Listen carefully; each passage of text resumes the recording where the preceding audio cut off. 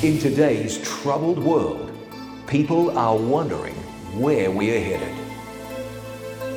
Revelation Today presents the answers. Bible prophecy reveals what the future holds in store. Revelation Today, presented by John Bradshaw. Muy buenas tardes y bienvenidos a Apocalipsis Hoy, esta serie de presentaciones sobre la profecía bíblica y cómo se relaciona con nosotros en el siglo XXI. Bienvenidos a todos los que están aquí en el Cashman Center en Las Vegas. Ha sido hoy un día hermoso aquí en Las Vegas, ¿están de acuerdo? Muy bonito, soleado, templado, muy bueno. Y qué bueno poder terminar un día y abrir la palabra de Dios para aprender y ser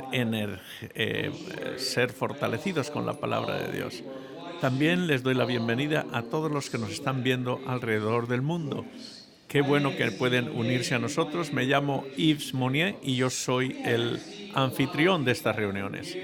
Hemos recibido muchos comentarios de ustedes diciéndonos cuán bendecidos ustedes han sido por esta serie. Pero déjenme que yo les diga, nosotros de It Is Written, el equipo de It Is Written, nosotros somos los que hemos sido bendecidos. Ha sido una tremenda experiencia para todos. Las personas aquí en Las Vegas han sido tan amigables, tan hospitalarios. Y para nosotros abrir la palabra de Dios y compartir las verdades de la Biblia y traer esperanza a aquellos que han perdido esperanza, traer ánimo a aquellos que están desanimados. No hay nada que nos dé más energía, que nos produzca más alegría que hacer eso. Así que quiero que sepan que nosotros somos los que hemos sido bendecidos en esta experiencia. Hoy, la presentación de hoy es la número 18. Es la número 18. Y en total vamos a tener 22 esta noche sobre los 144.000. Mañana no habrá reunión. Recuerden, no vengan porque mañana no va a haber, pero el martes y el miércoles vamos a tener dos importantes reuniones y después ya el fin de semana. Tenemos preguntas como siempre, así que vamos a continuar con las preguntas y respuestas. John, bienvenido. Muy buenas tardes a todos. Hoy fue un día malo aquí en Las Vegas. Algo malo pasó. ¿Han visto quizá el anuncio que hay una competición de rugby aquí en Las Vegas? Yo tengo cosas más importantes que eso, obviamente, pero estoy aquí. Pero ¿saben?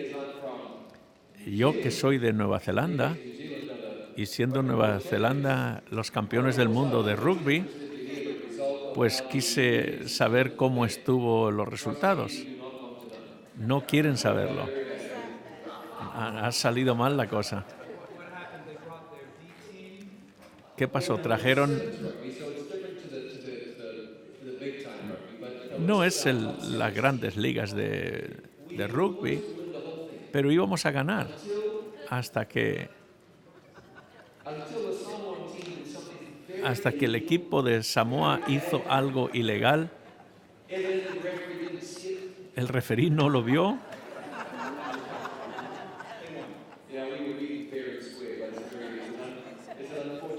Así que nos ganaron. Es solamente un juego, ¿ok? En Apocalipsis capítulo 6, en el capítulo 20, se refiere a la palabra alma y pareciera que es un ente separado del cuerpo. De nuevo tenemos que venir a esta pregunta de nuevo, quizá se olvidaron, pero vamos a ver. Mira, en Apocalipsis 6 está hablando de cuando vio las almas de los que habían sido muertos por el testimonio de Jesús. Así que en Génesis 2 dice que Dios creó al ser humano, lo hizo del polvo de la tierra y le dio su aliento y vino a ser un alma viviente o un ser viviente. Así que nosotros somos almas. San Pablo habla de 200 y tantos almas. Cada alma viviente, es decir, que el alma es referida también como una persona. Okay, ahora aquí está hablando de que tenemos un alma, ¿no? De que sale de nosotros independiente del cuerpo. No es así. Está hablando aquí empleando el lenguaje griego, de que uno tiene un alma diferente del cuerpo. Esto es parte del misticismo del Oriente. Los que estuvieron en el sur de California que se mataron porque querían que el alma saliera del cuerpo. Y tenía una cita con un cometa. ¿No se acuerdan de eso hace unos años? Y eso es lo que muchos cristianos creen, que el alma va a algún sitio. Va al cielo, va aquí, va allá. Pero es lo mismo. No, la Biblia dice que no tienes un alma, que tú eres un alma. Así que está hablando, cuando dice en la Biblia que te santifique cuerpo, alma y espíritu, está hablando de todo el ser humano. La parte espiritual es la parte que se conecta con el Señor. No es algo que sale como un fantasma y flota. No. Y las almas debajo del altar no se supone que, no puede ser que cuando uno muere va al cielo debajo del altar. No es así. Está hablando de que las almas que fueron muertas murieron como mártires, y yo me acuerdo de ellos, y se hará justicia. Las almas estaban clamando por justicia, hablando simbólicamente, ¿no? Y en Apocalipsis capítulo 20, versículo 4, dice, vi las almas de los que habían sido muertos. Es lo mismo. Está hablando John de cómo él vio en el futuro y vio las personas que fueron muertas por ser testigos de Cristo. Yo vi a estas personas. Eso es lo que está diciendo. Bendice, alma mía, a Jehová. Es decir, yo bendigo al Señor. Nosotros somos almas, no tenemos un alma. Es muy importante entender eso, porque eso es lo que dice la Biblia. ¿Okay? ¿Qué hace uno cuando se da cuenta que la iglesia está llena de enemigos de Cristo? Bueno, lo que haces, pues te gozas, porque los pecadores tienen que estar en la iglesia. Cuando descubres que en la iglesia hay pecadores, para eso está la iglesia. Ahora, no estoy diciendo que las iglesias estén manejadas por gente mala, ni uno tiene que alegrarse cuando ve que hay maldad en la iglesia. Pero en todas las iglesias tiene que haber gente mala, porque la iglesia no es un retirement, es un hospital para los pecadores. Tiene que haber gente mala porque están recuperándose. El Señor está trabajando con ellos. Tienen que estar allí. ¿Dónde van a estar si no? Porque ahí es donde está la esperanza de que encuentren a Cristo y sean cambiados. No te apartes de la iglesia porque haya pecadores. Ahora, si hay una iglesia que es disfuncional completamente, entonces busca otra iglesia, ¿no? Pero busca una iglesia que enseña la verdad, pero no necesariamente porque haya gente que están allí todavía mejorando su carácter. El diablo tiene tentaciones para todos. Tiene algo para engañarnos a cada uno de nosotros. Y si él quiere que tú no vayas a la iglesia, entonces te va a enseñar, te va a poner en contacto con personas así para desanimarte y que tú no vayas a la iglesia. Yo prefiero ir a la iglesia con hipócritas que no ir al infierno sin los hipócritas. En Apocalipsis 16, San Juan habla de las últimas plagas. ¿Son plagas literales o simbólicas?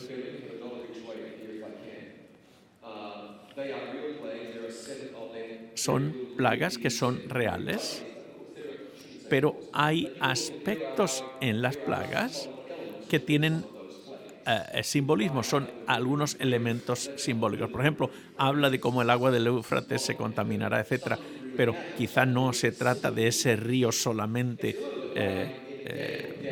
específicamente. Es decir, hay cosas que son literales, pero con un elemento simbólico. Por ejemplo, cuando las naciones salieron del agua, bueno, no salieron del agua literalmente las naciones, pero sí es cierto que surgieron 4 imperios mundiales, ¿no?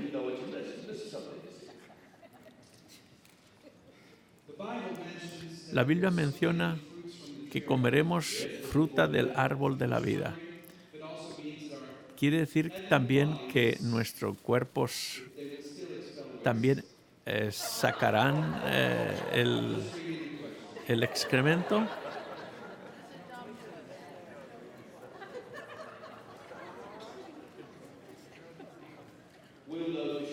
Ya veremos cuando estemos allí. No me parece que sea así, pero ya veremos cuando estemos allá. Hay cosas que las aprenderemos solamente cuando estemos allá. Nuestros cuerpos estarán funcionando perfectamente, pero bueno, ya veremos.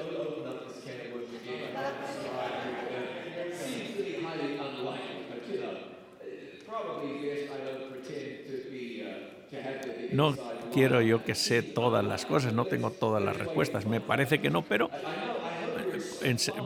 por seguro ya lo veremos cuando estemos allí.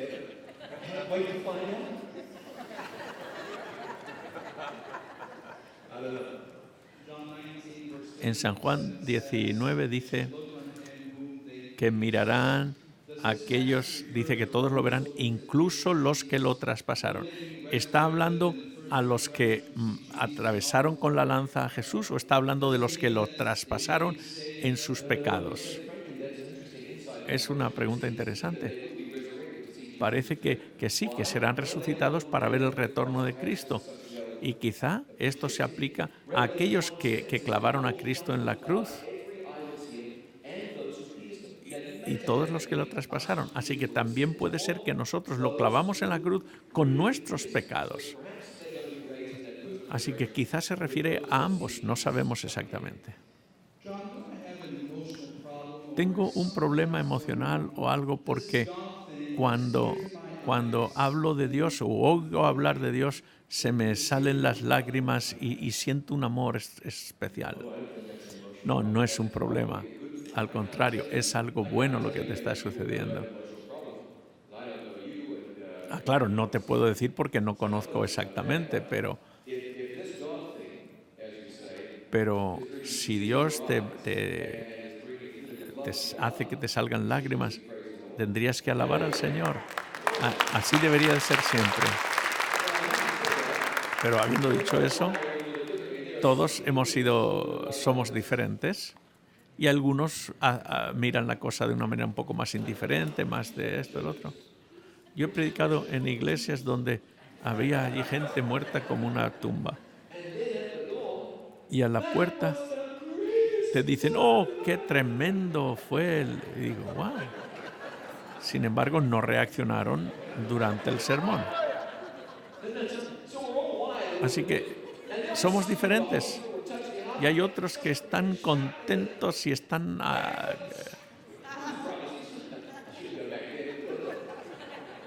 algunos dan hasta volteretas y brincos. Son así de emocionales. Y otros son impasivos. Somos diferentes. Dios te influencia de diferente manera.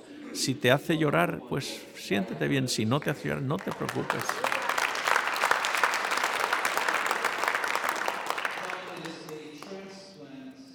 Un trasplante es pecado, puesto que la sangre está contaminada hoy día.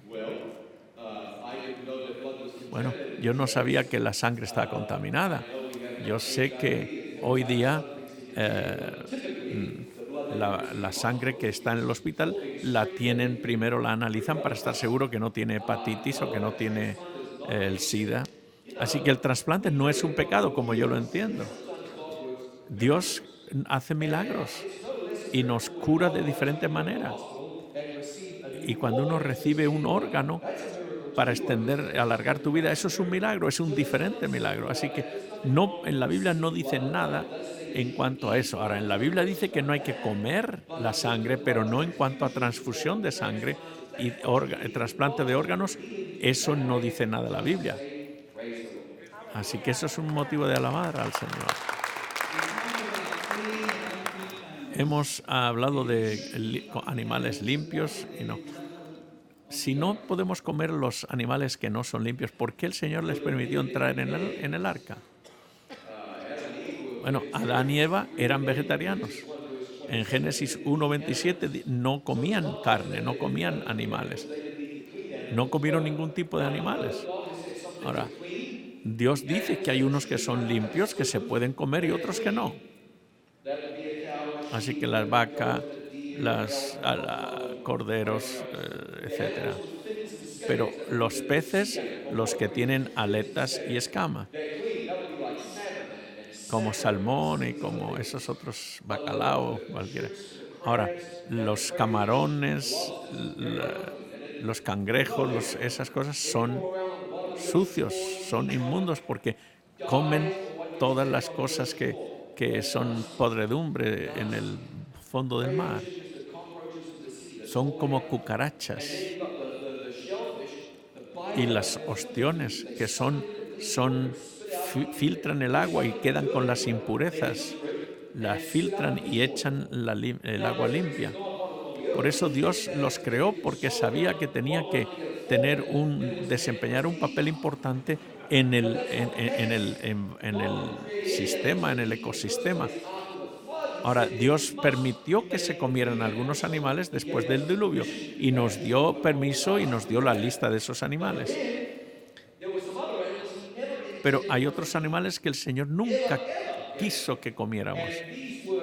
Y esos fueron creados, obviamente, para limpiar. Por ejemplo, las aves de rapiña son para limpiar la naturaleza de unos animales que mueren o de otra cosa. Lo mismo hacen los cangrejos, etcétera, ¿no? Son útiles.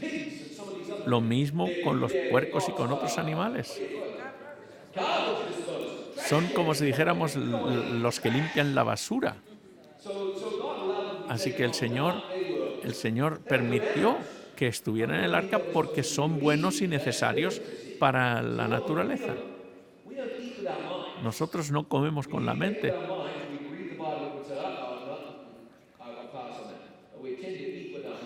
A veces comemos con nuestra nariz y cuando se siente tan bueno el olor, tengo que comer, decimos. Y eso es lo que nos mete en problemas, nos da el ataque al corazón, las diabetes, todos los otros problemas, ataques cerebrales, etc. ¿Puede un cristiano perder su salvación? Si un cristiano no pudiera perder su salvación, tendríamos entonces que aceptar que si una vez uno decide por el Señor, entonces ya Él no te permite cambiar de opinión. Es decir, el Señor nos dio la libertad de escoger. Si quieres escoger a Cristo, está bien. Pero si no lo quieres escoger, o si quieres ir en otra dirección, el Señor va a hacer lo posible para ayudarte, pero en última instancia la decisión es tuya. El Señor no va a llevar a nadie al cielo que no quiera ir. Tienes que ir, porque hace 23 años tú aceptaste a Cristo y ahora, aunque no quieres ir, te voy a obligar o no. no, no quiero ir y el Señor te va a llevar. No, así no puede ser. Lo que quiero que entiendan es que así sería si el Señor no respetara nuestro derecho de escoger y de cambiar de opinión. Ahora hay personas en la Biblia que cambiaron de opinión.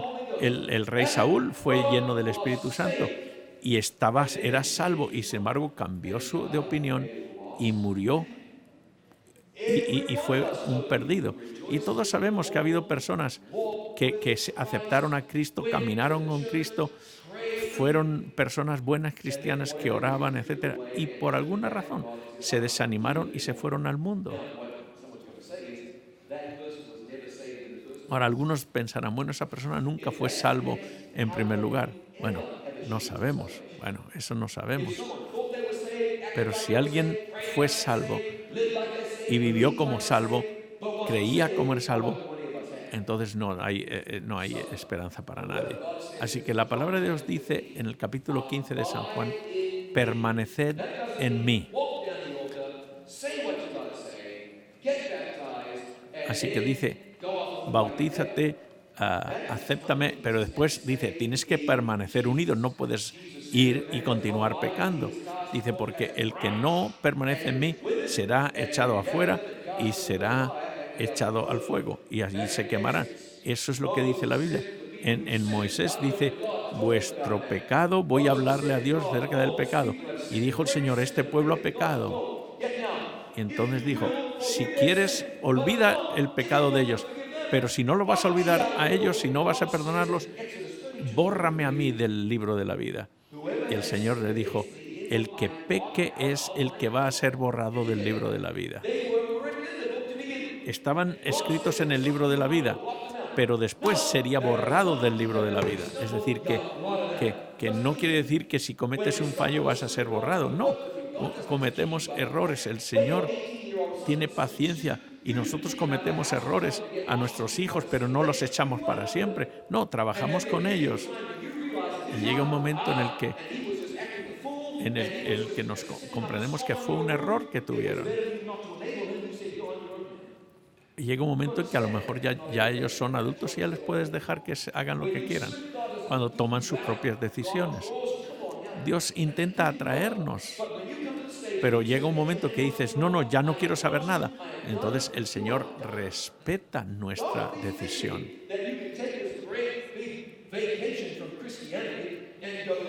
No es que uno pueda aceptar a Cristo y después vivir como el diablo y todavía pensar que uno es salvo, porque ya fui salvo hace 10 años, quiere decir que todavía soy salvo. No, eso es lo que el diablo quiere que pienses.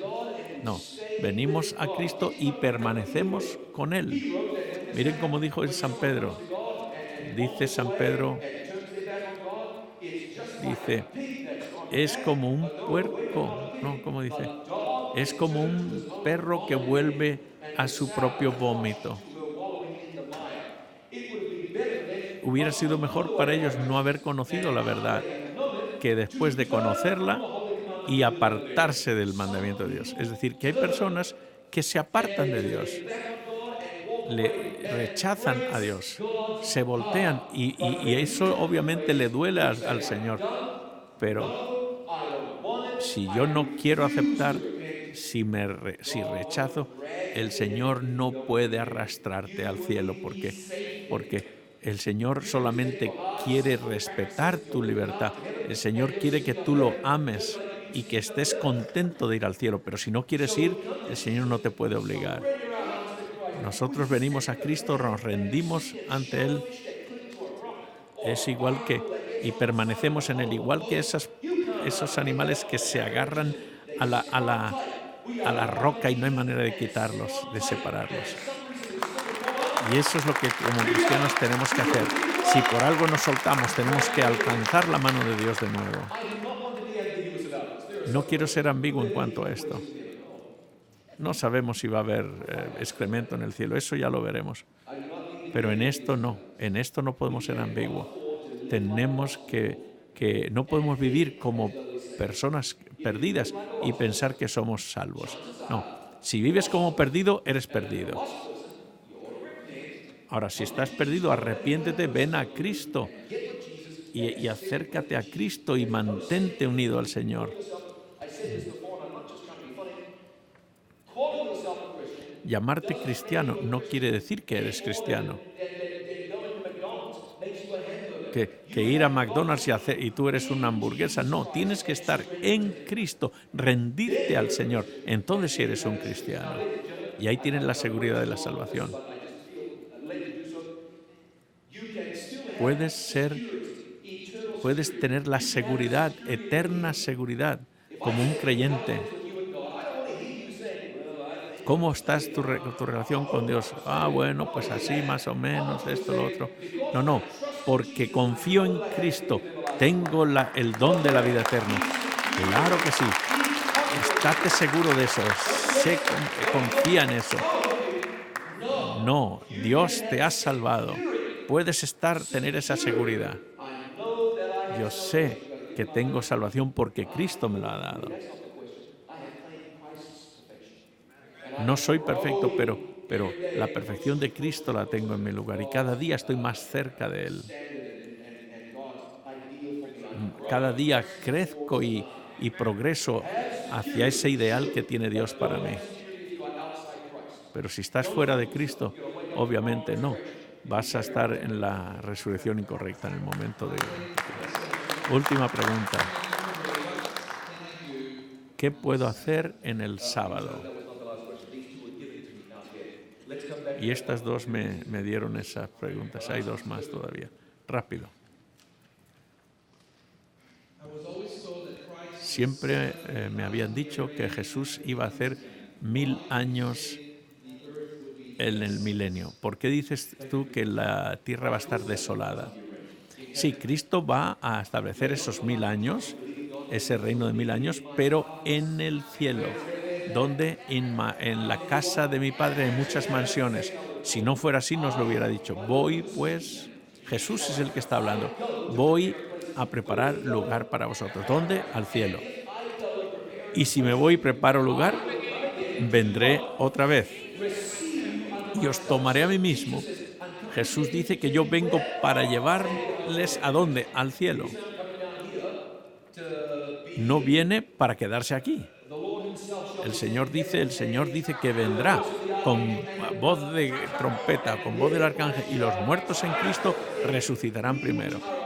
Y los que estamos vivos seremos elevados con Él y estaremos en el aire y estaremos con Él para siempre. Jesús no viene a la tierra, Jesús nos lleva con Él al cielo. Por eso, este reinado de los 1000 años no es aquí en la tierra. Ahora, la Biblia dice que los malos serán destruidos con el resplandor de su venida. Hay varios pasajes en los que habla de la tierra durante el milenio y son el único tiempo en el que esa profecía se puede aplicar. Y alguien nos habrá dicho que Jesús va a establecer su reino aquí en la tierra, pero eso no es lo que dice la Biblia. Dice que cuando hay la resurrección vamos con Él. En la segunda resurrección es cuando se dan cuenta de que son culpables y serán destruidos para siempre. La Biblia dice que Jesús va al cielo y cuando Él regrese es para llevarnos a nosotros. La Biblia dice que cuando Jesús regresa, los malos piden a las rocas que caigan sobre ellos, que se despeñan Esa es la palabra que usa la palabra de Dios en 2 de Tesalonicenses. La tierra estará vacía, desolada. Capítulo 2, 2 de Tesalonicenses 2. Y dice, y el hombre de pecado será revelado y Dios destruirá con el resplandor de su venida. 2 de Tesalonicenses 2, 8. Las personas que están en un coma, ¿pueden arrepentirse en el último momento? Quizá. Yo he estado a veces en personas que estaban muriendo, el cerebro no estaba funcionando estaban quizá en el respirador, en el ventilador. Yo no sé. No sé lo que sucede en la mente. No está hablando de muerte cerebral, pero sino que están en coma, quizá la mente está todavía trabajando y mientras que están en ese estado de coma, quién sabe si el Señor puede comunicarse con ellos. Pero no pienso que sea muy difícil para Dios comunicarse con alguien que está en coma. Quizá.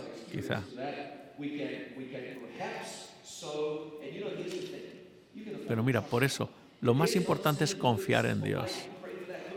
Si esa persona está en coma, confía que el Señor está orando por él, que Dios está ayudándole, porque Dios quiere que él se salve también. Él está haciendo todo lo que puede para que esa persona se salve también. Si hay una pequeñita esperanza, Dios está en ese negocio de salvar a las personas.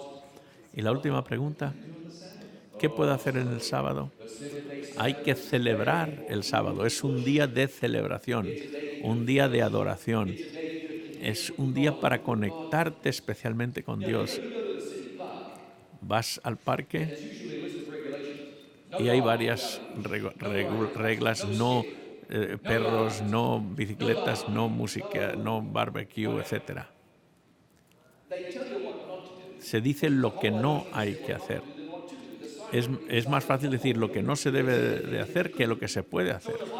En la Biblia, de la misma manera, te dice que hay ciertas cosas que no se pueden hacer.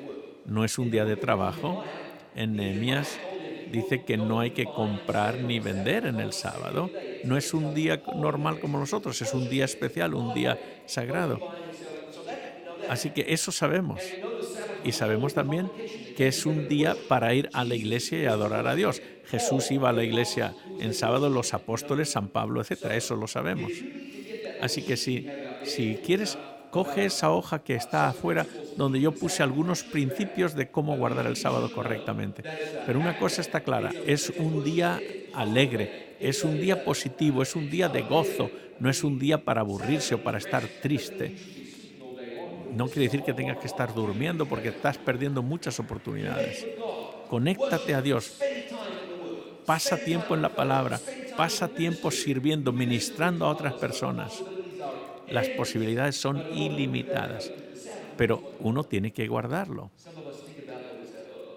A veces uno piensa, bueno, va a ser aburrido. Tengo que hacer cambios. Bueno, te dije que cuando Dios me habló a mí yo trabajando un día a la semana y ese era el sábado. Y yo pensé, si no trabajo el día, entonces no trabajo. Yo iba de un día y iba a dejarlo y no iba a tener nada. A veces uno tiene que andar por fe. Dice la Biblia, el que me honra a mí, yo lo honraré. No vas a poder caminar sobre el agua si no sales del barco. Hay que tomar ese paso de fe y el Señor se va a encargar de ayudarte. Gracias, que el Señor les bendiga.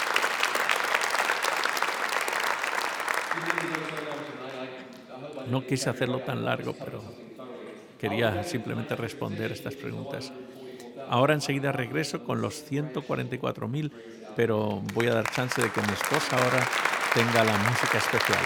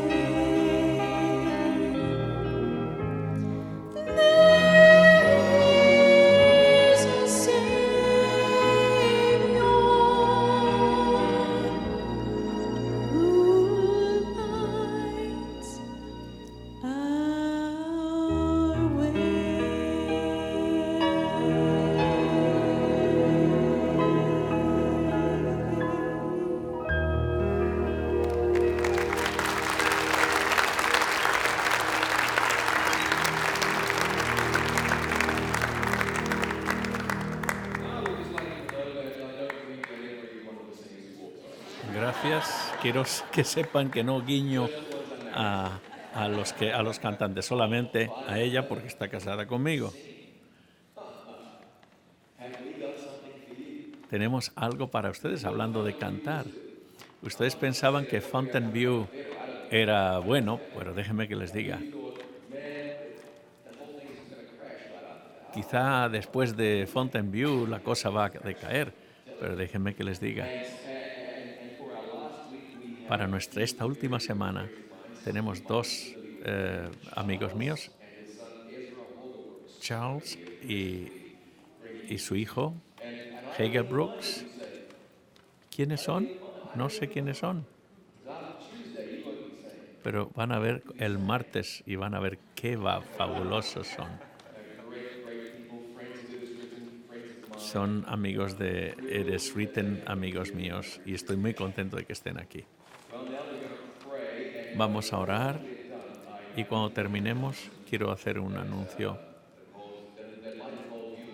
que quizá te involucra a ti. Antes de orar, quiero decirles algo. Vamos a hacer una encuesta de nuevo, como hacemos cada día. Con su teléfono puede enviarnos el mensaje de texto. Hay una pregunta. La pregunta ¿es importante perdonar a los demás? Esta es la pregunta y hay 3 respuestas, ¿ok? Ya saben, se envía el mensaje de texto a 22333 o a tweet a @poll o vota en revelationtoday.com en la internet. ¿Es importante perdonar a los demás? Ok, entonces ya sabe cuál es el código, pero hay 3 preguntas. No, hay cosas que no se pueden perdonar.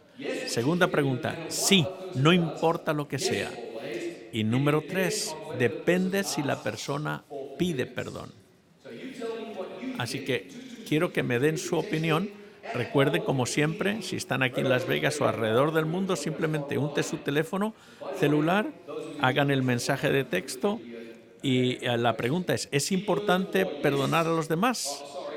No, sí o depende si la persona pide perdón. Ok, así que vamos a ver, ya enseguida empiezan a llegar las respuestas. Y enseguida vemos el gráfico y vamos a ver lo que ustedes piensan. A ver, no siempre 3%, 80% sí, y depende 17%. Wow, así que vamos a ver qué es lo que todavía hay algunos que están enviando sus respuestas, así que no, nunca 3%, depende 17% y sí hay que perdonar, no importa lo que hayan hecho, 80%. Wow, increíble.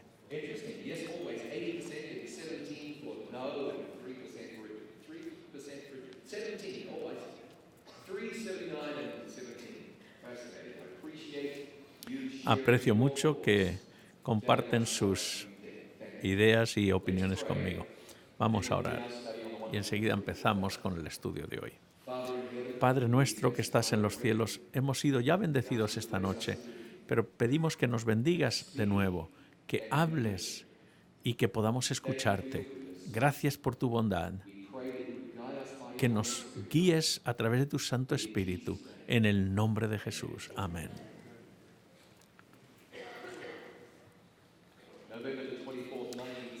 En noviembre de 1971, justo la noche antes de Thanksgiving, del Día de Acción de Gracias, un hombre que se llamaba Dan Cooper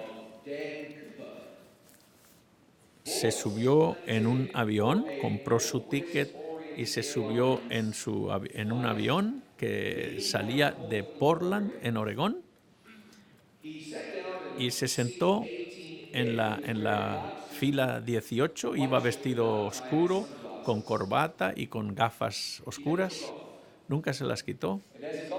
Y cuando se subió al avión le dio a la aeromoza una nota, ella lo puso junto con otras Pero decía en la nota, lo que tengo es una bomba y este avión ha sido secuestrado. Así que fue a verlo y efectivamente en la cartera llevaba varios cilindros y con alambres, y obviamente ella pensó que sí, efectivamente era una bomba. Entonces dijo que quería $200,000 y 4 paracaídas, y entonces pararon en Seattle, donde dejaron a todos los pasajeros, a los 36 pasajeros, y entonces él dijo, ahora vamos para México. Y dijo, no tenemos suficiente combustible para llegar a México. Entonces decidieron parar en Reno, Nevada, echar gasolina para continuar. Pero antes de llegar a Reno, en la cabina vieron que se prendió una luz de que la puerta de atrás de ese avión se había abierto, y cuando llegaron a Reno, efectivamente, la puerta había sido abierta y el hombre se había ido con el dinero y con los paracaídas. Se saltó desde 10,000 pies de altura en una tormenta. La pregunta es, ¿qué le pasó a Dan Cooper? ¿Qué le pasó? En 1980, 10 años después, un niño de 8 años encontró $6,000 a la orilla del río Columbia, lo que hizo que muchos pensaran que él murió. Se encontraron ciertos restos de esto, del otro, pero nunca se encontró evidencia de que haya vivido o de que haya muerto. El caso todavía está abierto por el FBI. Hay personas que han dicho que ellos eran Dan Cooper. Un hombre en Florida, en su lecho de muerte, le dijo a su esposa, yo soy Dan Cooper. Y ella le dijo al FBI, y le dijeron, no, eso era mentira. No era D.B. Cooper. Es un misterio y no sabemos la identidad de este hombre. Pero cuando venimos a la Biblia, encontramos que va a haber un grupo de personas cuya identidad es un misterio también para muchas personas. ¿Quiénes son los 144,000? ¿Qué es lo que se supone que hacen? ¿Qué es lo que Dios quiere que hagan? ¿Por qué están haciendo lo que están haciendo aquí en la tierra? Bueno, para saber quiénes son y lo que hacen, tenemos que ver en primer lugar quiénes son. Así que vamos a la Biblia y vamos a abrir en Apocalipsis capítulo 7. Y vamos a empezar a estudiar de este grupo misterioso. Después de esto, vi a 4 ángeles en pie sobre los 4 ángulos de la tierra, que tenían los 4 vientos de la tierra, para que no soplase viento sobre la tierra, ni sobre el mar, ni sobre ningún árbol. Y vi también a otro ángel, que subía de donde sale el sol y tenía el sello de Dios, y clamó a gran voz a los 4 ángeles, a quienes se les había dado el poder de hacer daño a la tierra y al mar, diciendo, no hagáis daño a la tierra, ni al mar, ni a los árboles, hasta que hayamos sellado en sus frentes a los siervos de nuestro Dios. Y oí el número de los sellados, 144,000 sellados de todas las tribus de los hijos de Israel.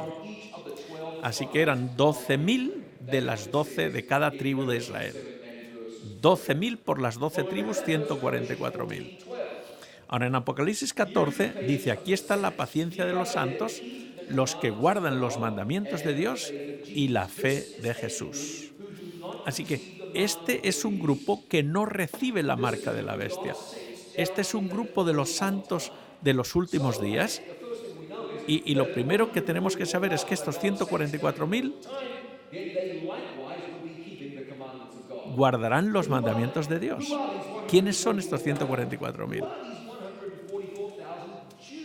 Estos 144,000 judíos, puesto que dice que son de las tribus de Israel.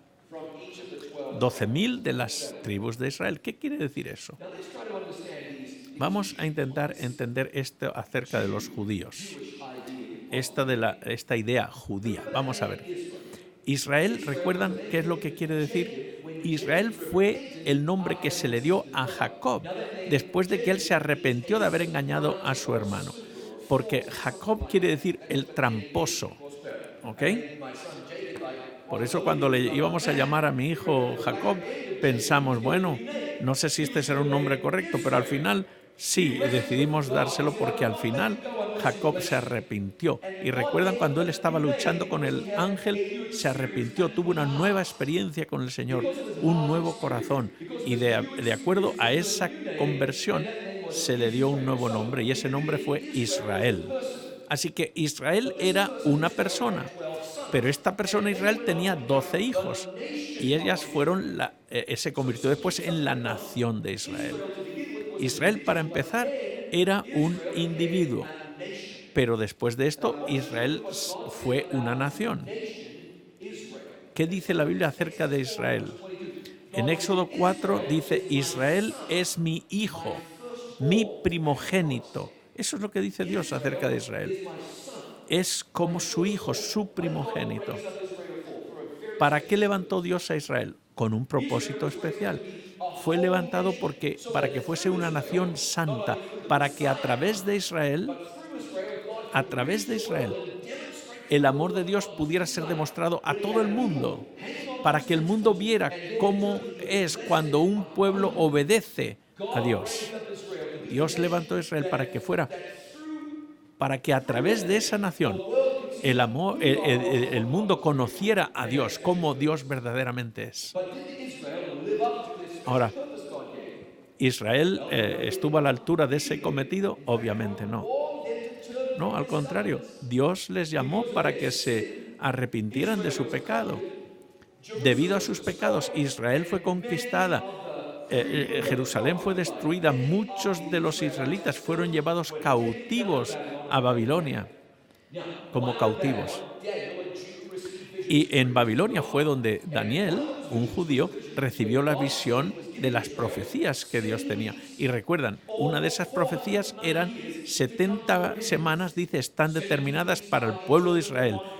70 semanas, es decir, 490 años, determinadas sobre tu pueblo para hacer esto, esto, otro. En otras palabras, para arrepentirse de sus pecados. ¿Y qué sucedería si Israel no se arrepintiera? Bueno, en la Biblia claramente el Señor lo explica en su santa palabra. En San Mateo 21 hay una parábola en el que el Señor dice que hay un hombre que tiene una viña y renta la viña a unos renteros y manda a un siervo a ver cómo va, y cuando llegan los siervos, los renteros lo golpean, casi lo matan. Y dijo, bueno, ¿cómo puede ser? Voy a enviar hasta mi propio hijo y a él lo van a respetar. Y entonces, ¿qué es lo que hicieron los renteros? Lo mataron y se quedaron con la viña. Así que entonces, fíjese, Jesús dijo, por tanto os digo, el reino de Dios será quitado de vosotros y será dado a gente que produzca los frutos de él. Y el que cayere sobre esta piedra será quebrantado, y sobre quien ella cayere le desmenuzará. Obviamente está hablando de la roca que es Cristo. El reino de Dios, dice, será tomado de vosotros y será dado a otra nación, a otro pueblo que sea digno, que haga frutos dignos. Ahora, ¿quién es ese otro pueblo, ese otro pueblo? Dios dice, si no vas a seguir mi voluntad, si no vas a hacer lo que yo te he dicho, entonces va a haber otro pueblo, otra nación que va a ocupar tu lugar. Así que vamos ahora y vamos a ir hacia atrás, rebobinar hacia atrás. Jesús había nacido y Herodes tenía envidia de que otro rey tomara su lugar. Entonces, ¿qué es lo que hizo él? Mandó matar a todos los niños. ¿Recuerdan? Entonces, un ángel viene a José y le dice, mira, llévate al niño y a su madre, a María, y llévalos a Egipto. Y dice por qué. En San Mateo dice por qué. Para que se cumpla lo que fue dicho por el profeta. De Egipto llamé a mi hijo. Así que lleva al niño a Egipto para que cuando venga será el cumplimiento de la profecía. ¿Pero qué profecía? Esta es la profecía. En Oseas capítulo 11. Y dice el versículo 1, cuando Israel era un muchacho, era un niño, yo lo amé, y de Egipto llamé a mi hijo. Así que el Señor está hablando de Israel, pero a Israel le llama su hijo. Y esta profecía se cumplió en Jesucristo. De Egipto llamé a mi hijo, dice. Israel en el Antiguo Testamento, Jesús en el Nuevo Testamento, Dios se refiere a Jesús como a Israel. ¿Por qué haría eso? Bueno, recuerda, porque Israel fue dado a un hombre, pero ese nombre fue transferido a toda una nación. Israel fue el nombre que se le dio a un hombre como resultado de la victoria espiritual que él tuvo. Entonces se le aplica en el Nuevo Testamento a Jesucristo, el victorioso, el que ha vencido de verdad, el que es verdaderamente el príncipe de Dios. Israel quiere decir príncipe de Dios, y este nombre se le aplicó a Jesús, el verdadero príncipe de Dios. Por eso en San Mateo está claro que Jesús está repitiendo la experiencia de Israel punto por punto. Pero Jesús es victorioso en contraposición con el Israel que fracasó. Por eso en la Biblia Israel se le llama la verdadera viña. En el Nuevo Testamento Jesús se le llama la vid verdadera. En el Antiguo Testamento Israel es llamado mi hijo, mi primogénito. A Jesús se le llama también el primogénito. Isaías le llama a Israel la simiente de Abraham. En el libro de Gálatas se le refiere a Jesús como la simiente de Abraham. Así que Jesús en el Nuevo Testamento es el nuevo Israel. En Génesis, en Éxodo, se refiere no solamente a Jacob, pero también a los descendientes de Israel. Bueno, en el Nuevo Testamento también. Israel es el nombre que se le da a Jesús, y también a los descendientes de Jesús, a los seguidores de Jesús, son israelitas también. Lo han visto. Miren cómo dice Gálatas capítulo 3. Dice, no hay judío ni griego, no hay esclavo ni libre, no hay varón ni mujer, porque todos vosotros sois uno en Cristo. Y ahora fíjense, y si vosotros sois de Cristo, ciertamente linaje de Abraham sois y herederos según la promesa. En otras palabras, si perteneces a Cristo, eres un hijo de Abraham. Eso es lo que está diciendo. Si le perteneces a Cristo, eres hijo de Abraham, y los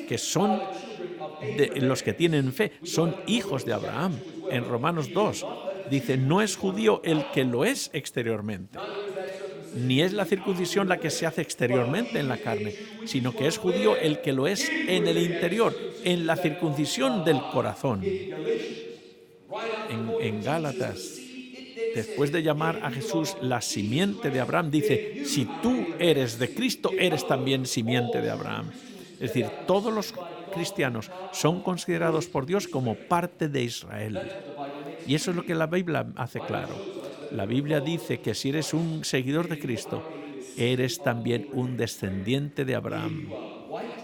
No importa si eres blanco, negro o en medio, si eres amarillo, asiático, latinoamericano, no importa si eres un creyente en Cristo, eres descendiente de Abraham, eres parte del Israel de Dios.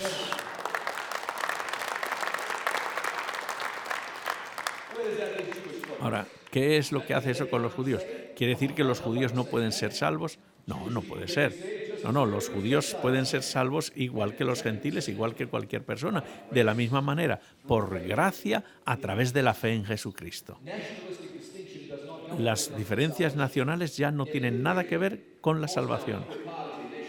Ahora, si eres parte de la nación de Israel, obviamente tuvieron privilegios porque la palabra de Dios le fue entregada a Israel y todo eso. Pero hoy día, por la nacionalidad no te ayuda para nada para la salvación. Solo hay una cosa que cuenta para la salvación, que es fe en la sangre de Cristo nuestro Salvador. Si tienes eso, tienes todo lo que necesitas. No importa si eres judío, gentil, esto o lo otro. Somos salvos por la gracia a través de la fe. Y esto es para todos igual. Solo hay una manera y es a través de Jesucristo. San Pablo dice en el capítulo 9 de Romanos, no todos los que descienden de Israel son israelitas. Es interesante, dice, no todos los que descienden de Israel son israelitas.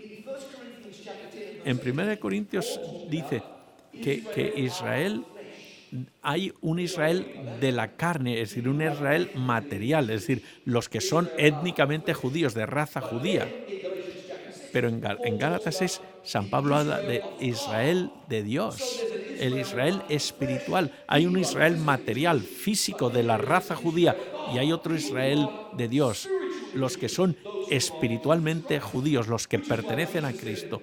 Por eso en Juan 8:39 dice, si fueseis hijos de Abraham, las obras de Abraham haríais. Es decir, que aquí estas personas, estos fariseos que eran tan orgullosos de que pertenecían al pueblo judío, el Señor le dice, mira, si fuerais de verdad, yo era uno que fui fariseo, que nací en esto, y dice el Señor, nada de eso cuenta. Lo único que cuenta es fe en Cristo. Se pueden llamar judíos si quieren, pero en realidad no lo son. Hay mucha gente que se llaman cristianos hoy día y no lo son. Uno puede hablar como si fuera un cristiano, uno se puede arrodillar como un cristiano, uno puede dar como un cristiano, incluso hablar como si fuera uno cristiano. Puedes incluso pretender que eres cristiano. Pero igual que dice el Señor que no todos los israelitas son de Israel, no todos los cristianos que dicen que son cristianos son de verdad cristianos. El Señor dice que llamarse uno una cosa es otra cosa, pero darse completamente a Jesús es otra cosa. Y eso es lo que Él quiere. Quiere que le digamos, Señor, tómame por completo. Todo te lo entrego, mis pensamientos, mis acciones, mis palabras, mis meditaciones, todo te lo entrego.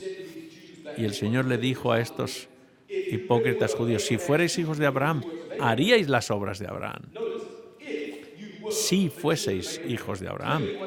Es decir, algunos de vosotros no sois hijos de Abraham, aunque sois judíos. Porque si lo fuerais, andaríais como él, viviríais como él. ¿Se acuerdan de Natanael, uno de los primeros discípulos? Y Jesús dijo, este es un verdadero israelita en el cual no hay engaño. Estos judíos que eran hipócritas dicen, no, estos no son hijos de Abraham. Pero este Natanael dice, este es un judío, un israelita en el que no hay engaño. Así que el pueblo de Dios está compuesto de personas blancas, negras, amarillos, judíos, gentiles, ricos, pobres, no importa si has escogido tener una relación personal con Cristo, si has decidido rendirte a Cristo. Por eso el Señor, si lo haces, te considera parte del Israel de Dios. Dios te incluye en ese país, en esa nación escogida.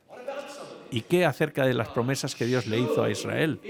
Bueno, claro, Dios le hizo muchas promesas. Algunos piensan que Israel va de nuevo a resurgir. Si yo le prometo a mi hijo que vamos al parque, vamos. Sin embargo, después dicen, no fuimos y nos prometiste que íbamos. Bueno, pero ¿no te has dado cuenta que hubo 3 pies de nieve? Así que por eso no podemos ir. Nos prometiste, pero está nevando, no podemos ir. Las promesas son condicionales. Sí, papi, nos prometiste que nos íbamos a ir a bañarnos, a nadar. Sí, pero hay una tormenta de rayos y truenos, y si vamos a bañar es un peligro. Así que por eso no vamos. Pero nos dijiste, nos lo prometiste. Claro que sí. Pero las cosas cambian, las promesas son condicionales. Y así sucede en el pueblo de Dios. Cuando el Señor dice, esto es lo que va a suceder en el pueblo de Israel. Bueno, sí, Dios prometió ciertas cosas, pero esas cosas eran condicionales, basadas en ciertas condiciones. En 1948 1948 la nación israelita comenzó a existir y algunos piensan que esa era la restauración de Israel. ¿Fue importante? ¿Ese evento fue importante? Claro que sí. Por fin los israelitas tenían su propio país, claro. Pero no, eso no fue el cumplimiento de la profecía, eso se lo puedo asegurar. Ahora, Dios les prometió a Israel que los traería de todas las naciones, pero miren cómo dice la Biblia, para ver lo que dijo Dios. Miren, Deuteronomio 30 dice, sucederá que si te conviertes a Jehová tu Dios y obedecieres a su voz conforme a todo lo que yo te mando hoy. ¿Ah? Si te convirtieres a Jehová y obedecieres todas las cosas que yo te mando, entonces Jehová hará volver a tus caminos y tendrá misericordia de ti y volverá a recogerte de entre todos los pueblos a donde te hubiere esparcido Jehová tu Dios. Es decir, que antes de 1948 el pueblo de Israel se arrepintió y obedeció al Señor, porque esa es la condición. Pero históricamente yo estoy contento que Israel tiene su país ya, pero no fue cumplimiento de la profecía porque el pueblo de Israel no se arrepintió ni obedecieron al Señor. En el Antiguo Testamento, cuando Dios habló de Israel, está hablando de Israel literal. Pero en el Nuevo Testamento, en el libro de Apocalipsis, cuando el Señor habla de Israel, no habla con el Israel literal, está hablando del Israel espiritual formado por gente de todo el mundo. Los judíos no tienen ninguna ventaja para ir al cielo que no tengamos nosotros. No hay ninguna racionalidad en la Biblia para eso. Estos judíos no volvieron a Cristo, no se arrepintieron. Ahora hay gente que dice que van a reconstruir el templo. Bueno, sí, hay gente que dice eso, pero bueno, que lo hagan si quieren, a mí no me importa. Pero una cosa está clara, y ya les he dicho esto, que Dios quiere que levantemos nuestra vista de la tierra, no del santuario del templo en la tierra, sino hacia el santuario celestial, donde tenemos un sumo sacerdote, Jesús, que está intercediendo por nosotros. Qué beneficio, qué bueno va a hacer tener aquí un templo en la tierra cuando ya tenemos un templo en el cielo donde Cristo está ministrando por nosotros. El templo terrenal no tiene relevancia ninguna. Dice que van a hacer sacrificios en el templo. Eso sería la negación del ministerio de Cristo. San Juan dijo, aquí está el Cordero de Dios que quita el pecado del mundo. Entonces, ¿cómo vas a traer otro animal ahora para ser sacrificado cuando ya Cristo fue sacrificado en la cruz del Calvario? Y dijo, consumado es. Y cuando dijo consumado es, el velo del templo se rompió en dos de arriba abajo. Ya no se necesitan traer los animales. Ya hemos terminado con ese sistema. Dios tiene ahora un Israel espiritual. El templo ya no tiene importancia ninguna. Dios tiene un templo en el cielo en el que el sacerdocio es de Cristo. Tenemos el único sacerdote que necesitamos y Él es Jesucristo, nuestro sumo sacerdote. Por eso en Apocalipsis 14 dice que estos 144.000 serían judíos, pero judíos espirituales. Miren cómo dice, miré y aquí el Cordero estaba en pie sobre el monte de Sión y con él 144.000 que tenían el nombre de él y de su padre escrito en la frente. Y una voz del cielo como estruendo de muchas aguas y como sonido de un gran trueno, y la voz que era como de arpistas que tocaban sus arpas y cantaban un cántico nuevo delante del trono y delante de los 4 seres vivientes y de los ancianos. Y nadie podía aprender el cántico sino aquellos 144.000 que fueron redimidos de entre los de la tierra. Estos son los que no se contaminaron con mujeres, pues son vírgenes. Estos son los que siguen al Cordero por donde quiera que va. Estos fueron redimidos de entre los hombres y como primicias para Dios y para el Cordero. Y en sus bocas no fue hallada mentira, pues son sin mancha delante del trono de Dios. Así que, ¿qué estamos buscando aquí? cuando dice vi un cordero en el monte Sión, ¿a qué está hablando? ¿Es un cordero lo que vio?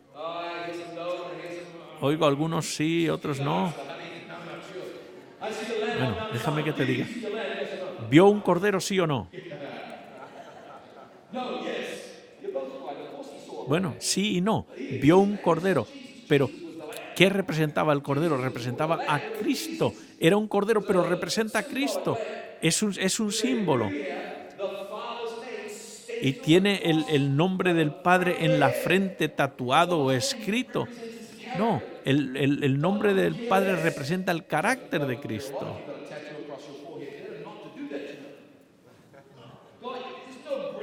No se necesita tener el nombre escrito exteriormente en la mente. En la frente se trata de tener el carácter de Dios en tu mente, en tu corazón. Fueron redimidos de la tierra. No se contaminaron. ¿Qué quiere decir? Que eran espiritualmente puros. La persona que se ha casado no se ha contaminado. El matrimonio en la Biblia no es algo malo, al contrario, dice que el matrimonio es algo santo, algo bueno. Pero esto se está hablando de que no se contaminaron con mujeres, porque en la palabra de Dios la mujer representa a la iglesia. Es decir, estos no se han mezclado con enseñanzas erróneas de estas iglesias. Se han dado completamente al Señor, son puros espiritualmente. Y dice, sin mancha. ¿Puede haber que haya alguien sin mancha? Bueno, no humanamente hablando, pero los que han aceptado a Cristo han sido limpiados por Cristo. Todo queda atrás, los pecados quedan eliminados. Estas personas tienen el carácter de Dios en sus mentes, han sido redimidos, no se han mezclado con enseñanzas falsas y no tienen mancha, porque la gracia de Cristo, la justicia de Cristo ha ocupado el lugar en sus vidas. Así que no puede ser entonces que estos sean 144.000 personas solteras judías. No puede ser. No son muchos, ¿verdad? 144.000. Quizá si fuera más grande el grupo, a lo mejor yo podría estar entre ellos. Bueno, déjame que te diga, este número es un número simbólico. Igual que el cordero es simbólico, igual que el nombre es simbólico, los ángeles que están aguantando los 4 vientos, hay muchos más de 4 vientos. Es decir, todo esto es simbólico. Entonces, el número también tiene que ser simbólico. Ahora, yo no puedo entender muchos de estos detalles. Hay personas que tienen explicación para todos los mínimos detalles, pero algunos la Biblia no los explica. Pero en 12 el Señor es símbolo del liderazgo, puesto que son, por ejemplo, los 12 tribus de Israel, 12 apóstoles, habría 24 ancianos, 2 veces 12, así que 12 siempre representa un número de liderazgo. Por eso, son 12 por 12, son 144.000. Así que esto tiene que ser un número simbólico de lo que puede hacer Dios con aquellas personas que han sido selladas con el sello de Dios, es decir, los que no han tenido la marca de la bestia. Así que están viviendo en los últimos años de la historia del mundo y han ganado la victoria sobre el pecado, por eso tienen un nuevo cántico en su vida. Nadie ha podido tener esa experiencia, excepto ese grupo que han vivido los últimos momentos críticos de la historia del mundo y han sido sellados con el sello de Dios, porque estaba todo el mundo en contra de ellos, pero ellos se han mantenido fieles, igual que Sadrach, Mesach y Abednego, que se han mantenido fieles, no importa las dificultades, aunque los poderes del infierno han intentado que se comprometieran su fe, pero ellos se han mantenido fieles al Señor, porque se han mantenido fieles en un tiempo difícil como nunca antes, y cantan un cántico nuevo. Es decir, han tenido una experiencia única, han sido sellados, no marcados con la marca de la bestia. Estos 144.000 estarán vivos y listos para encontrar a Jesús cuando Él regrese. Obviamente no incluye a los muertos en Cristo. Ahora los muertos en Cristo, todos van a ser resucitados y entonces juntos iremos todos al cielo. Dios quiere que seas parte de ese número. Dios quiere que tú seas parte. Yo no soy judío. Sí, tú eres judío. Judío espiritualmente. Puede ser el judío más negro que haya vivido. Puede ser el más blanco que haya vivido. Puede ser el más asiático, chino, judío. Pero Dios no depende de nacionalidades, igual que nosotros tampoco. Si tienes fe en Cristo, para acercarte y aferrarte a Cristo, eres parte del Israel espiritual y parte de los 144.000 que están listos para recibir al Señor cuando vienen las nubes de los cielos. Dios nos considera parte de la familia real de Dios. Si tú te aferras al Señor, vas a ser parte de esa élite, ese grupo que ha tenido una experiencia como ningún otro. Van a vivir en un tiempo que nadie ha vivido antes. Estos que se han comprometido con el Señor, listos para encontrar al Señor cuando Cristo viene. En la segunda venida, el Señor va a tener un Israel moderno. Y mi amigo, ese eres tú y soy yo por la gracia de Dios. Yo quiero verte que estás listo, preparado para cuando venga el Señor. Ahora, el Israel moderno de Dios, no, el Israel en aquella época, tenían responsabilidades importantes, solemnes. Tenían que vivir cuando vivían el día de la expiación. El día de la expiación era un tiempo de arrepentimiento, de confesión. Era un tiempo solemne. En Levíticos 16 dice que tenían que afligir sus almas. Imagínense, están hablando de... No podían estar pretendiendo y estar listos para esperar el juicio. No, tenían que estar serios, tenían que tomarse las cosas en serio.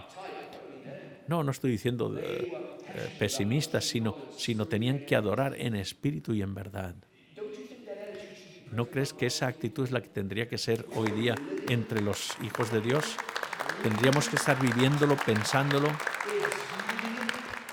compartiéndolo, demostrándolo. No estoy diciendo que tengamos que pretender o actuar, sino que cuando tú te das a Cristo, algo sucede. Y esos 144.000, dice, lo van a seguir no importa dónde vayan. Si lo vas a seguir en el cielo, tienes que empezar a seguirlo aquí en la tierra.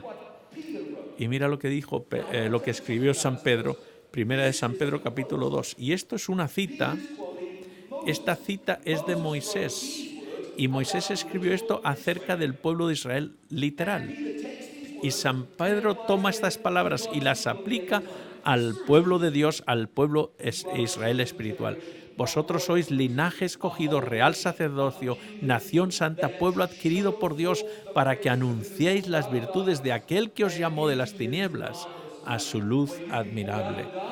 Cuando tú eres llamado de las tinieblas a la luz, tienes que vivir con la luz. Cuando estás del lado de Cristo, tienes que vivir como Cristo, no como con el diablo. Hay un crecimiento cristiano. A veces no sucede de la noche a la mañana, pero cuando Dios te llama de las tinieblas, ya no puedes andar en las tinieblas más. Tienes que gozarte de que ahora estás en la luz.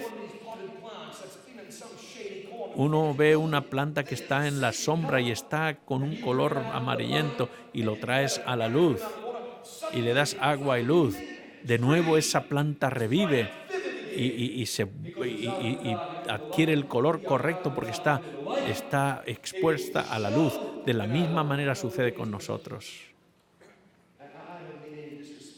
Bueno, yo no quiero ofender a nadie, pero alguien dice, bueno, no estaría mal si, aunque yo sea cristiano, que beba un poquito, que juegue y que apueste en el casino un poquito. Pero ahora que soy un cristiano, estaría bien estar ahí un poquito haciendo estas cosas mundanas. No. Cuando eres un cristiano, tienes que estar del lado de Cristo. indiscutiblemente. Cuando yo salí de Nueva Zelanda y me fui a Inglaterra, llegué allí a la estación Victoria, allá, y yo no sabía qué hacer porque solo Londres tiene el doble de población que mi país.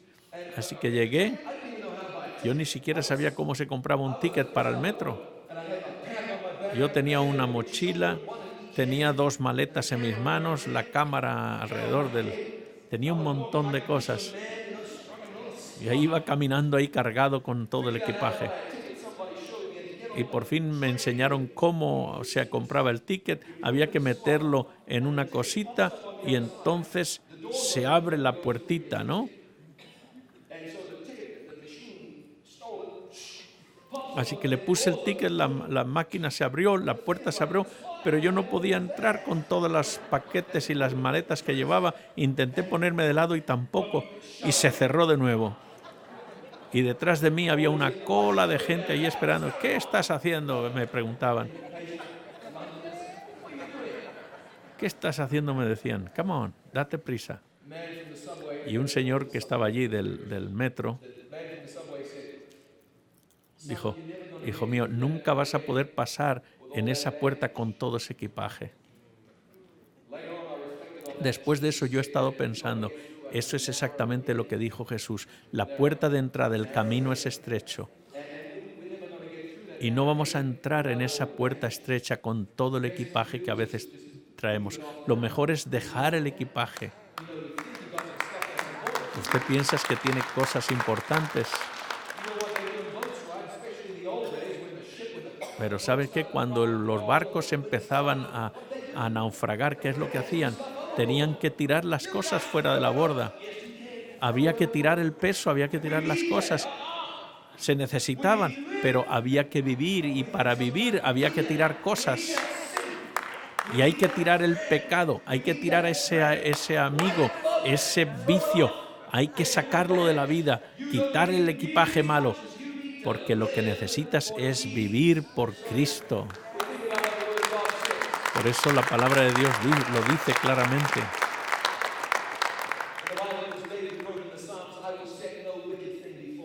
Dice en el Salmo, dice, no miraré cosas malas, cosas violentas.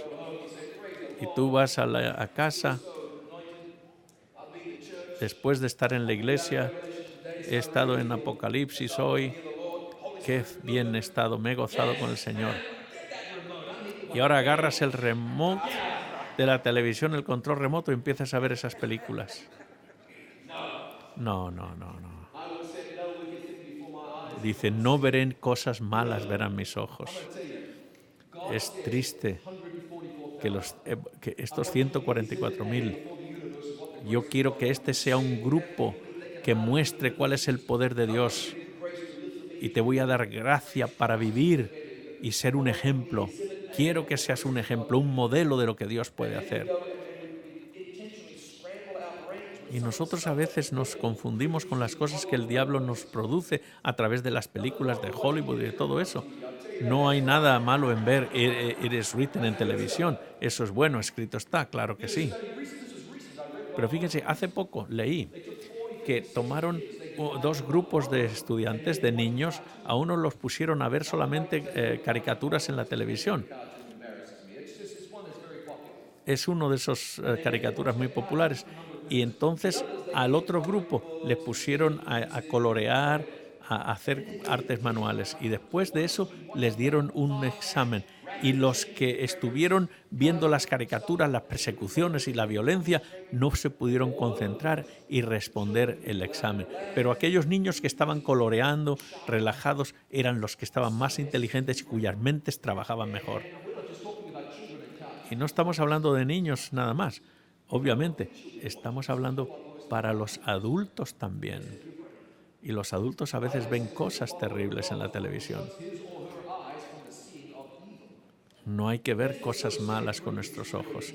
En 2 Corintios dice, por tanto, todos mirando a cara descubierto como en un espejo la gloria del Señor, somos transformados.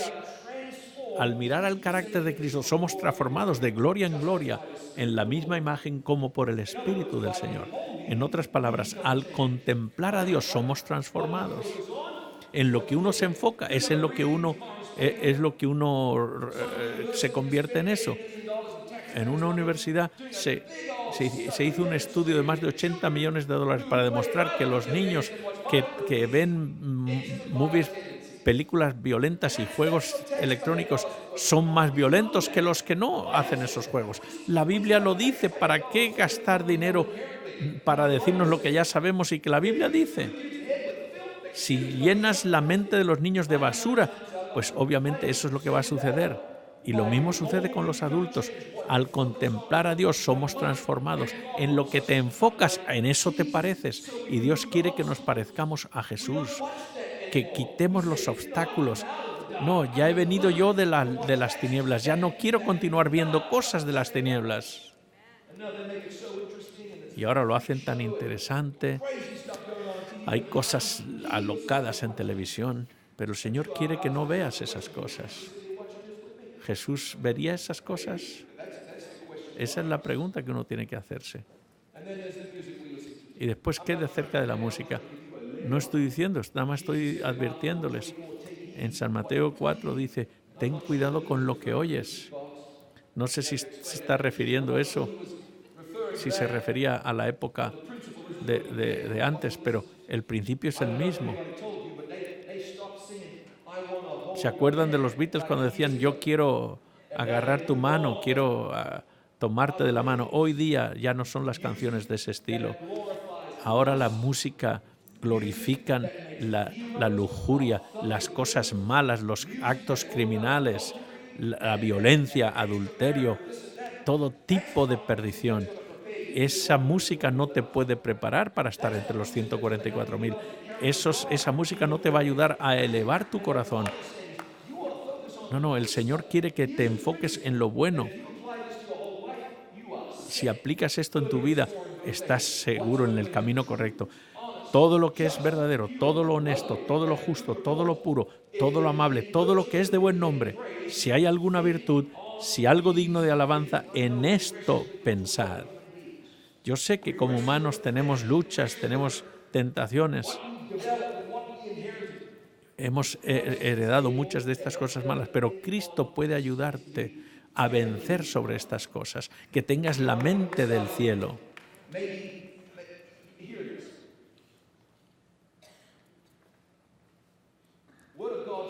La palabra de Dios dice que estamos en el mundo, pero no tenemos que ser parte del mundo.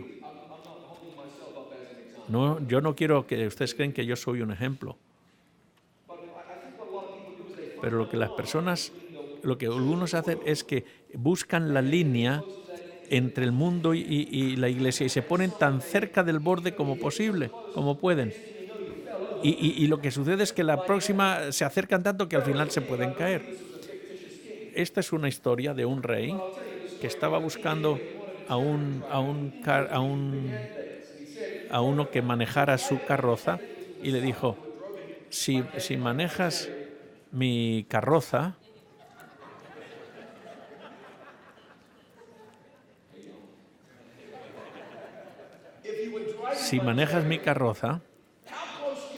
¿cuán cerca de la orilla del precipicio me puedes llevar? Y dijo uno, yo lo llevaría tan cerca como hasta 6 pulgadas del borde del precipicio.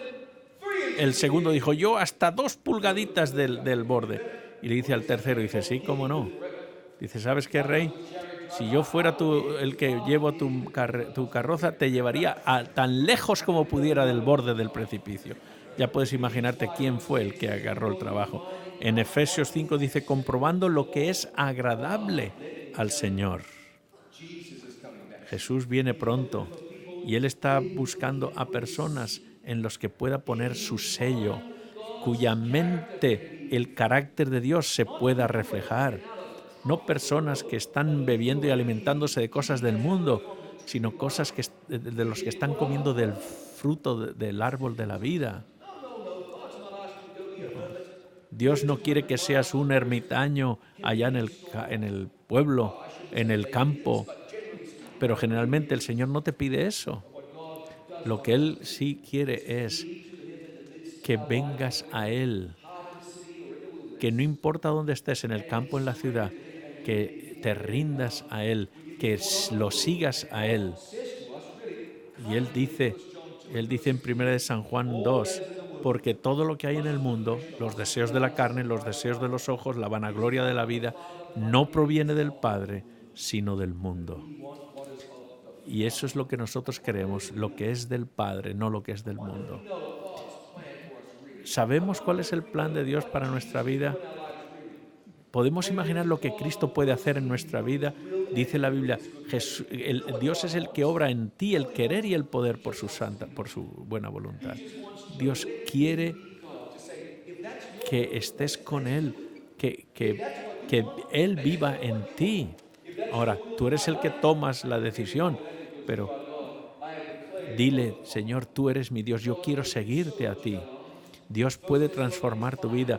En 1 Tesalonicenses 5 dice, y el mismo Dios de paz os santifique por completo y todo vuestro ser, espíritu, alma y cuerpo, sea guardado irreprensible para la venida de nuestro Señor Jesucristo. El privilegio es nuestro de ser parte del pueblo de Dios, de esos 144.000 fieles, esos fieles que están listos para encontrar al Señor, listos. El sello de Dios en sus frentes en vez de la marca de la bestia. Nada que tiene que ver con la marca de la bestia. El plan de Dios, la voluntad de Dios. Y cuando le perteneces a Dios, vas a tener ese gozo de mirar al cielo y decir, aquí es, este es nuestro Dios, le hemos esperado y Él nos salvará. Nos gozaremos y nos alegraremos en su salvación. Yo me quiero pensar que tú le puedes decir al Señor, puedes decirle, si es como tú te sientes, Señor, yo quiero ser parte de esos 144.000. No sabemos cuánto tiempo va a durar este mundo, pero si es tan corto como sabemos, quizá muchos de nosotros vamos a tener ese privilegio de estar con Cristo y decirle sí y creer en Cristo y darle la bienvenida al Señor. Y un día la gravedad, el poder de la gravedad se va a perder y vas a elevarte y no vas a mirar para atrás, vas a mirar hacia Cristo, porque Cristo te estará dando la bienvenida y todos esos ángeles. Iremos con Él y la próxima cosa que veremos ese mar de cristal en esas calles de oro. El plan de Dios es mucho mejor de lo que tú puedes imaginarte. No será bueno eso de oro, no, algo mucho mejor. Vas a tener paz en el corazón. Quizá hay gente aún aquí mismo que no tienen paz en su corazón, porque la paz solo viene de saber, de darle la bienvenida a Cristo en tu corazón. Hay personas que tienen sentido de culpabilidad, que no pueden dormir por la noche, cosas que han pasado en el pasado que están comiéndoles su conciencia, no saben qué hacer. Llama a Cristo, ora a Cristo, dile, Señor, ven en mi vida. Si puedes limpiar, límpiame mi vida. Dame la paz que necesito y el Señor te va a traer la paz. Ese es su trabajo. Él es Dios. Te dará la paz que necesitas, te hará una persona nueva, te dará la felicidad, te dará esa felicidad completa, esa alegría. Nunca has vivido hasta que no estés con Cristo. Nunca has vivido en realidad. Hay personas que creen que viven cuando están teniendo mucha diversión. No, vas a vivir la vida auténtica cuando Cristo venga y te seas elevado en las nubes de los cielos. Puedes ser parte de ese grupo, esos 144.000. Vamos a orar para agradecerle al Señor. Vamos a orar. Padre nuestro que estás en los cielos, te damos gracias esta noche. David hizo una pregunta hace mucho cuando dijo en Salmo 8, ¿qué es el hombre para que te acuerdes de él? En otras palabras, ¿cómo es que te preocupas por nosotros? Pero después escribió en Salmo 103, Él sabe nosotros, recuerda que somos polvo. Él sabe de lo que estamos hechos y nos amas. Señor, si estás tan determinado de ser nuestro Dios, si incluso enviaste a tu Hijo Jesucristo para salvarnos, lo único que podemos hacer nosotros es entregar nuestra vida a ti. Señor, yo quiero que tú seas Dios en mi vida. Si así lo sientes, levanta tu mano ahora, que me estás oyendo. Quiero que seas Dios de cada aspecto de mi vida, en todo, aún en las cosas que ni siquiera estoy pensando en este momento. Quiero ser todo tuyo. Tú has hecho este mundo, enviaste a Cristo para redimir al mundo. Hay personas en todas partes que están ignorando a Cristo, incluso te rechazan, te ignoran. Pero Señor, qué triste que hay personas que no creen en ti. Así que ahora levantemos la mano y di, Señor, queremos que sea nuestro Dios. Te damos gracias, te alabamos en el nombre de Jesús. Amén. Amén. Antes de que se vayan, quiero recordarles algo. Mañana, ya saben, no vamos a estar aquí, mañana no hay reunión, pero estamos ya llegando al final. Solo tenemos 4 reuniones más. El martes, la Mujer Escarlata, el miércoles, después del regreso del desierto, y el viernes, el pecado imperdonable, y el sábado voy a compartir mi testimonio con ustedes, el hombre a quien Dios intentó matar. Y esto es algo bien interesante. Quiero que se alegren conmigo. Ojalá que se alegren conmigo.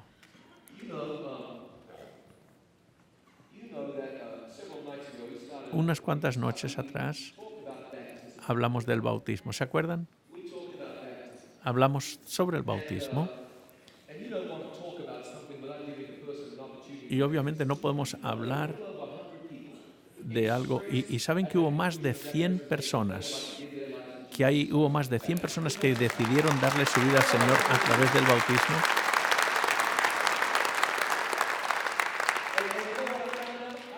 ¿Saben qué? Hay personas que están viendo este programa en Idaho, en California, en otras partes, que están haciendo lo mismo, que han tomado la decisión de seguir a Cristo a través del bautismo. Y hemos pensado en eso. ¿Qué vamos a hacer? Esto es lo que vamos a hacer. Para los que están interesados, escúchenme bien, los que quieren bautizarse, al final de este seminario vamos a tener una ceremonia bautismal este viernes por la tarde. El sábado por la tarde. Sábado por la tarde, a las 5 de la tarde, aquí, a unas 2 cuadras de aquí.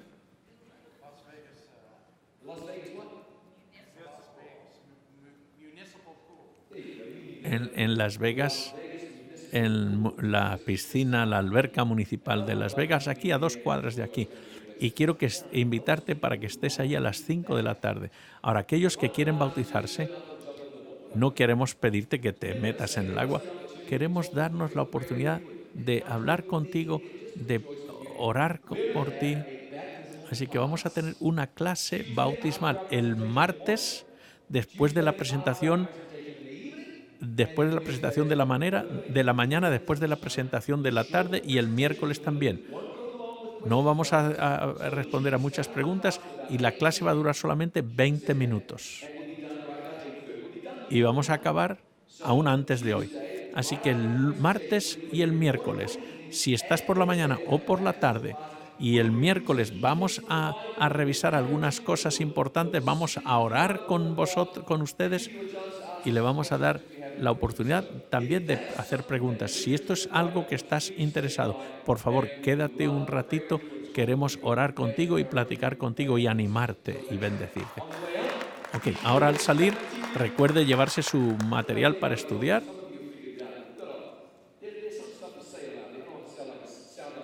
No quiero parecer un vendedor, pero hay algunas cosas que quizá quieres comprar. Hay DVDs, hay libros importantes. Observa lo que quieras. Ojalá que el Señor te ayude. Buenas noches, que el Señor les bendiga. Nos vemos pronto. Buenas noches.